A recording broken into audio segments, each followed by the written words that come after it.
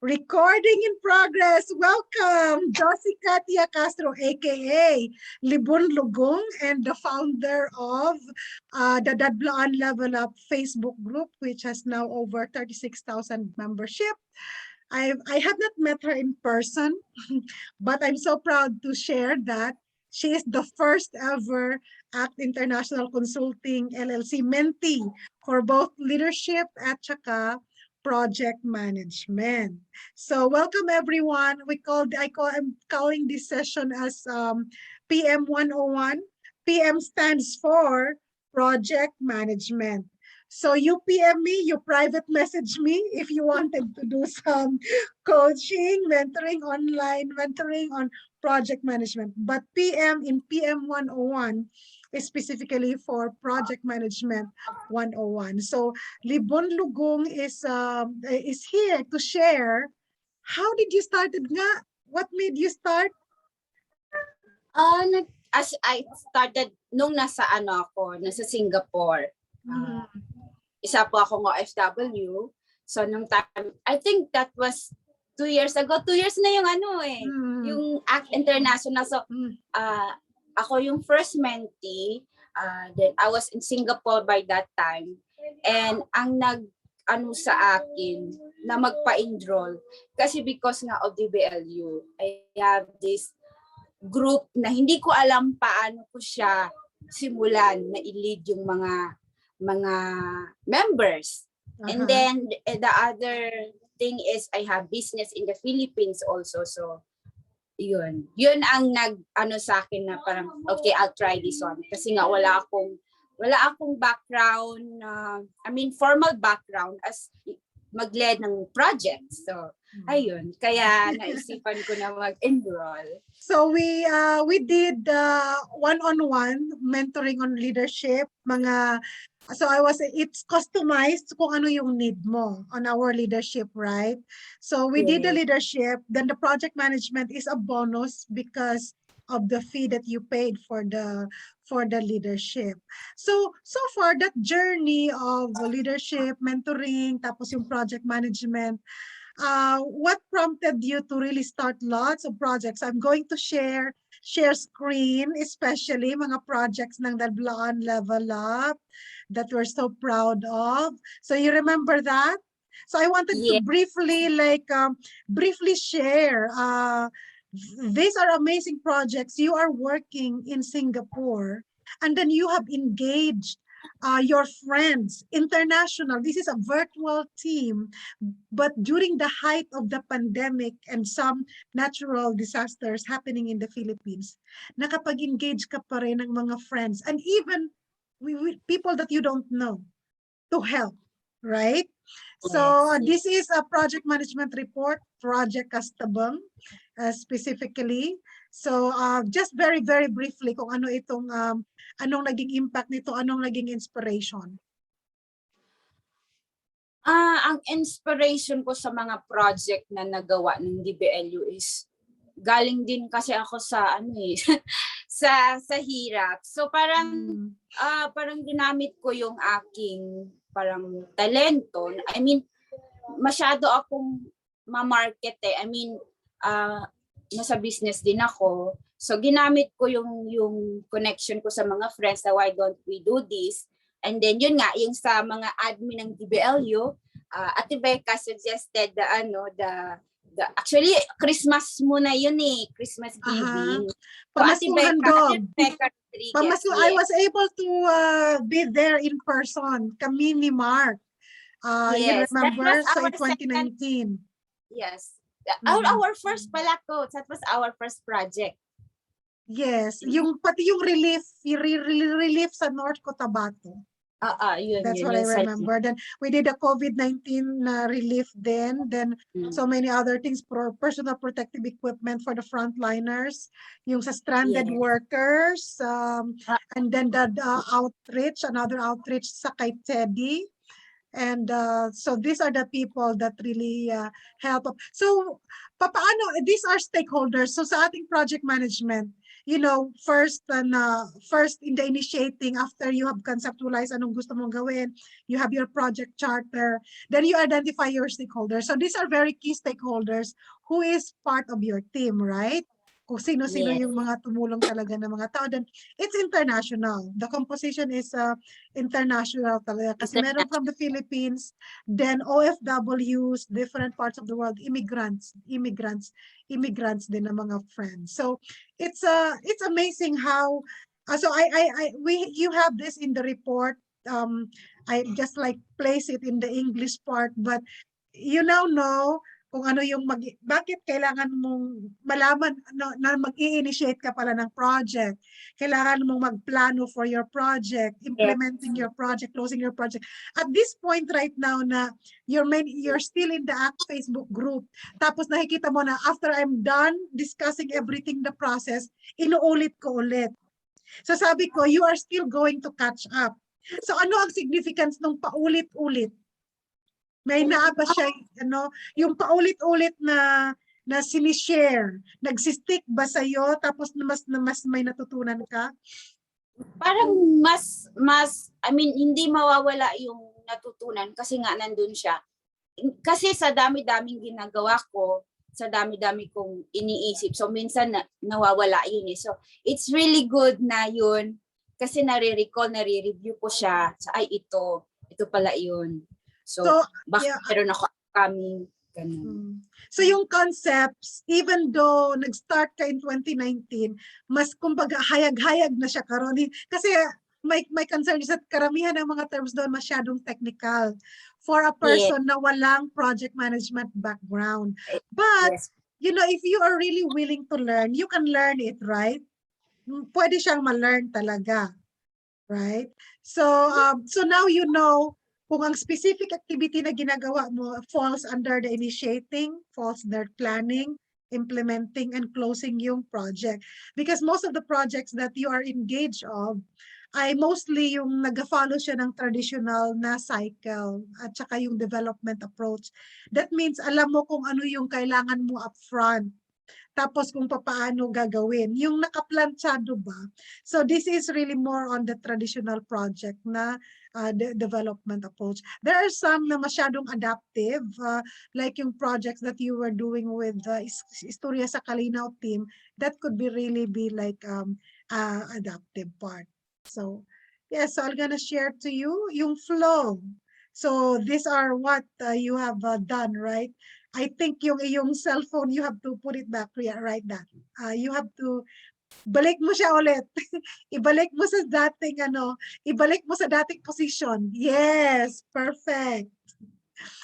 So core values. So how important sa imuha right now na because you are managing a virtual team internationally, yung mga values kasi iba't iba yung mga ugali.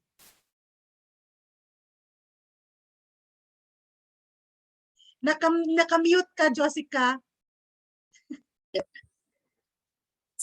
Medyo challenging siya, coach, kasi ang mga ka-team ko parang, alam mo yun, they have the guts. Yung parang ganun, so challenging sa akin. But then again, magandang sa akin yun, to learn from them also. So challenging siya na nakakatuwa kasi yung mga ka-teammates ko like Calfifit and others, meron silang mga background na magandang pwede nilang ma-share. So yun ang kagandahan doon. Challenging na maganda ang outcome. Pero I think what I believe is that there's somehow an open communication in the team. Yes. And then we just that's just the best we can do because we are not meeting in person. We are all doing virtually. Then if you notice, hindi kita sinasabihan na ganito yung next. I allow you to lead the team. I only tell you na just let me know if only needed. Because I don't wanted to influence the decision making ng group, remember? So that is Yes. one value that I wanted not to, for empowerment, na I'm not influencing the decision making. Ako sa end na, I don't wanted na makikisalamuha kung ano man yung brainstorming, ano yung ano. Then if there are issues, you have to resolve it among yourselves first bago na i-escalate sa akin. So these are mga values that I think the team were really able na magamit sa community. So these are some of the phases and the partnerships that were done. So relief project, itong Pamaskong Handog, I was able to really be joined Yes. with the Mark. Tapos ito pa ulit si Mark, some of the things. I really appreciate Mark how he's able to tailor down the concepts and project management processes in implementing. And I saw him how he worked down, because his background is ministry. So nandun yung mataas yung level ng transparency and he values Yes, yes, documentation. yes. So this is just like really like part of so many other things. COVID relief again. Of course, we have to thank our mga sponsors na, we could not really like say enough.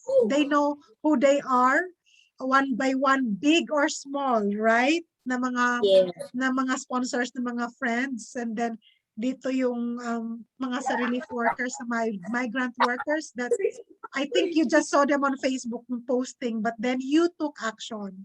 So you are merging your leadership learning, mentoring, at the same time, exercising doon through projects that you are leading virtually. PPE, so we remember this one. You always like post this. And then community-based na mga tao. So with all of this experience and knowing na you are an OFW sa Singapore, you're mobilizing your friends back in the Philippines. Ano ang lessons learned somehow? Reflection, retrospective lessons learned mo to do better in the future or engagement-wise? Yung siguro yung engagement wise, tapos yun nga, mas better pa in upcoming projects. Pero yun nga, maganda nga yung naging outcome kasi nga meron mga guidance, meron mga magandang mayroon mga ka-teammates nga. Pero masyado challenging talaga sa akin yung coach nung nasa Singapore ako kasi I'm working Tapos, but pero the challenges that you faced did not stop you to take leadership. And as I shared doon sa ISKA na anniversary, leadership as an action, not because the position. So I wanted to stress that again, that you took action more than your position being head of being the creator of that Blonde Level Up Facebook group. And then you acknowledge that you are not perfect. Then you are just being you. And I think what your friends joined you is because they understand you as a person. yes. And they did not underestimate your capacity to still lead and do something. You have embodied na yung kahit na tayo, wag masyadong mababa ang tingin natin sa ating sarili. At saka wag natin ikumpara yung achievement ng iba sa achievement natin, because unique yung pagkatao natin. And I think you have learned a lot, in so many ways, doing these projects. This does not even include the project done in 2020 with the NCIP commissioner by Yes. These are the early projects before. Hindi pa ito kasi hindi pa nag-join yung iba. Nag-mute ka ulit. So I'll gonna stop the sharing ng screen. Where are you, Jossica? I can't see you. So, are you there? Okay. Nawawala ako No, I just post so your bandwidth is low. It's saying that it's low. But in all this, what what change, personal change, you can tell yourself that you're proud of, na you can tell that you are able to really, you can manage a project, right? Yes, yes. Oo. Ah, Confident ka siguro ba? yung Na-boost yung confidence mo? yung confidence siguro sa pag-lead ng project, medyo meron ako noon. Kasi dati nga, parang yun nga, na parang natatakot pa ako kasi because of my background. Pero because of ACT International, di meron na akong guide ngayon na parang okay, meron ako mapagtanungan. Pero dati yun nga, natatakot ako kasi mamaya, diba? Lalo na But more than anything, more than a mentee, you are also an Act Kindness sponsor because you sponsored lots of those friends of yours to be part of the Act Online Mentoring. So I wanted to stress that you are not only a mentee, but at the same time a sponsor for so many other mentees right now. And I hope that, so ngayon, hindi na strange yung mga terms. So I hope nag-increase yung vocabulary mo sa project management terms, right? Oo, medyo. medyo kasi parang minsan dati kasi bala na. Ngayon kasi na conscious na ako, parang nag-check ako, ay tama ba ito? May ano na kami ni Google, ni Manong Google. May relationship na kayo ni Manong Google. Relationship na kami. So yun, dati kasi parang bala na. So ngayon medyo conscious na ako. Yes. So the online mentoring gives value to you as a person. Ay, sobra. Sobra. Kasi nga, ito yung first first mentoring ko talaga. So, malaki yung impact niya sa akin as a person. Nandun pa rin yung as me, pero there's some yung pagiging ako, medyo feel ko naman, medyo parang nag-iba. Nandun pa rin yung pagiging balingag ko, pero yun nga, may na-control na ako na ay, hindi dapat to, ganito, pang ganun. So, ayun. Pero I just wanted to encourage you na you have your unique way, as I've always said, you have your unique way of reaching and engaging others na wala ako or wala yung iba. So, every one of us may kakayahan, may strength. Ang difference maybe is that arisgada ka lang yun kaayo. Ay, naano ko na yun, na-control ko na yun, coach. Kasi dati kasi hindi ko iniisip yung outcome basta tira lang. Ngayon kasi yun, I think that's isa sa impact ng mentoring mo sa akin na iniisip ko na parang pag mag-arisgada ba ako, anong mangyayari? So meron na akong ganun. It can be both, you can use your being arisgada positive and negative, just like a risk. So now you know na yung risk can be both positive or negative. Pag kaya ko ba tong harapin yung consequences nito if ever? Meron na akong meron ka na so alam mo na paano kung identify mo yung risk, i-plan mo kung ano ang gagawin mo sa risk, and then ano ang mga responses if ever na mag-occur. Meron na akong ganun mga cameras. na ay, kaya ba na ako ni if ever? Kasi pag action mo, hindi naman agad yung result yun Depende sa pangyayari kung ano yung sitwasyon. But also, I wanted to stress that because of our online mentoring, you get to know other community-based leaders. And you get to know, naging speaker ka ng ating ibang mga mentees, naging part ka ng mga engagement with other forums who are also kasama natin doon yung mga ibang mentees din. You invite the speaker, you support, you mutually support mga activities nila. So, there was an increased networking, right? Like number one, for example, is the Korea sa Kalinaw, the partnership with them, yung recent speaking up engagements mo. So, nagkaroon ng malawak na network na hindi mo network before. At saka, yung mga ginagawa ay mas contributory to the greater public good, right? Yes. So yun ang nakakatuwa doon. Kasi maganda. maganda nga yung outcome. Sa Nakaka-encourage. nakaka-excite. So, well, I have to thank you na that is the power of engagement. Kasi you cannot force one person to be engaged kung hindi makaka-relate yung isang tao. Kung hindi relatable sa iyo ang situation, wala kang value kasi hindi mo yan siya na-appreciate. Pero pag na-appreciate mo ang value, bakit mo ito ginagawa? Number one, you understand bakit mo ito ginagawa, for what? Then doon na talaga everything else will just follow normally. So last we have like few minutes left. I wanted you to share your heart out message, number one, to the Blonde Level Up and to other people na you think na we need to share this message na for them to know na merong online mentoring na nangyayari na ganito at a very, very minimal cost. Makaapas ang kubre. Oh my gulay. Message ko sa sa GBLU community. BBLU community anywhere, any generic and everything.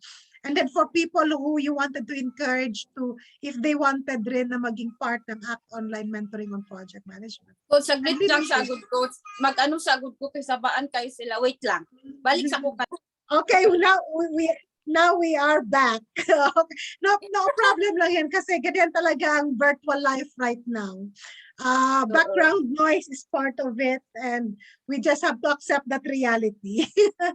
So your message, you have 5 minutes to share your message. Message ko, yun nga, from the heart, na thank you kasi nga hindi ko magawa yung nagawa ko sa DBLU or not only on DBLU coach, sa personal life ko kung wala yung mentoring na ito na yun nga na nagpapasalamat ako kasi ako pa yung unang naging estudyante mo, no? Tapos lalo kita nakilala dahil dito kahit hindi tayo nagkakilala in person. So malaking tulong sa akin yung online mentoring na ito. So yun nga, hinakayat ko yung mga katulad ko or yung iba na gusto pang malaman kung ano yung project management na sinasabi, pwede po kayong magpa-enroll, kayang-kaya, abot na ng makaapas yun ang pobre ani. Di ba? Kahit $20 lang, good 1,000 na, di ba? So, mag-spend ka na for 1,000 pesos, pero yung learning mo naman, di ba? It's a lifetime. So, yun.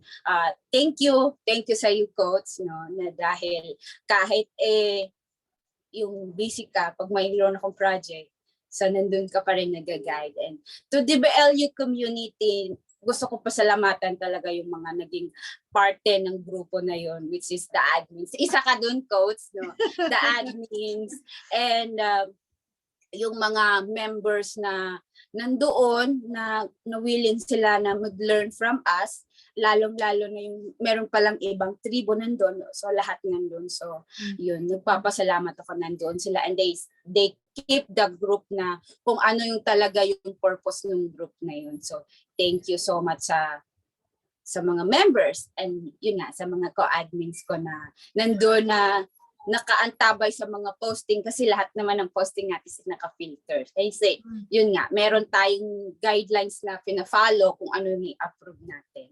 So yun lang po ang aking ma-share. Maraming salamat. That is so awesome. Well, enjoy, let's enjoy life. And then right now with the pandemic, when you started, wala pang pandemic. Pero look at right now with the pandemic na push ang mga tao to use online as a medium to really learn, even other students right now. So it's a good opportunity na we're sharing our story, with the hope that mas maraming nakakaalam na merong online mentoring na ganito. And if ever nanonood ka ngayon and then you were inspired by the story ni Jossica, please just send an inbox sa ACT International Consulting LLC or comment sa under sa video na ito, and we'll reach out to you and hope that you will join the ACT family. We call ourselves as family because it is a community of project managers who are also community leaders, who are community based na mga tao from different parts of the world. So my focus is Filipinos kasi although half naturalized US citizen na ako, I am still deeply rooted where I'm coming from. And to bridge the gap, especially technical gap, especially kami ni Jossica, we are from the Blaan Indigenous Peoples Group. Mga matatanda namin ang sabi na, failure, project. That means, failure na naman ulit yung project na yun. So, we are tired of listening to that or hearing that. So, we are taking action. Kaya yung ACT is really for action, courage, and teamwork. It so happened na yung A is also Arjo, yung C is Carino, yung T is Turner. So maraming yan. But it's ACT. We are acting. We are putting things into action. So with that, we're gonna end this PM 101 series, and I'm thankful to my first ever guest and my first ACT International Consulting LLC mentee na si Jossica Tia Castro, who is originally from London but now back in Metro Manila after her work in Singapore. And never underestimate your capacity to really impact and do great things kahit saan man kayo, kasi whatever you can contribute to that makes you happy, makes other people happy, di ba? Hindi naman natin ito ginagawa para sarili lang natin. We find joy in doing it, pero we also share that joy to other people. Totoo, Jessica? Yes. By the way, you can find her sa Facebook. Libon Lugong is her Facebook name. I hope hindi mag-change. Or look for that Blaan Level Up Facebook page or that Blaan Level Up Facebook group, especially so if you are from the Blaan Indigenous Peoples Group. So thank you so much, Jossica. Thank you, Coach. Thank you.